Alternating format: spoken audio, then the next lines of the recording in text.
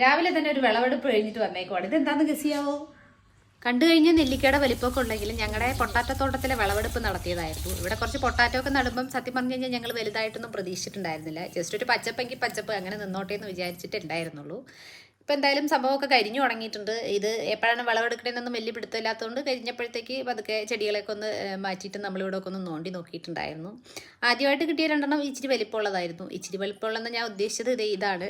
പിന്നെ അതിനുശേഷം കിട്ടിയത് മുത്തുമണിയുടെ വലിപ്പം തന്നെ ഉണ്ടായിരുന്നുള്ളൂ. പിന്നെ ഇവിടെയുള്ള എലികളുടെ നടപ്പും ഭാവമൊക്കെ കണ്ടിട്ട് ഞങ്ങൾ ഇതും തന്നെ പ്രതീക്ഷിച്ചിട്ടുണ്ടായിരുന്നില്ല. എന്തായാലും കിട്ടി തുടങ്ങിയപ്പോഴത്തേക്ക് ബൈനോക്കുലർ വെച്ചിട്ടാണെങ്കിലും ബാക്കിയുള്ള എല്ലാ മുത്തുമണികളെയും തോട്ടിപ്പറക്കിയൊക്കെ എടുത്തിട്ടുണ്ടായിരുന്നു. The biggest potato in the world.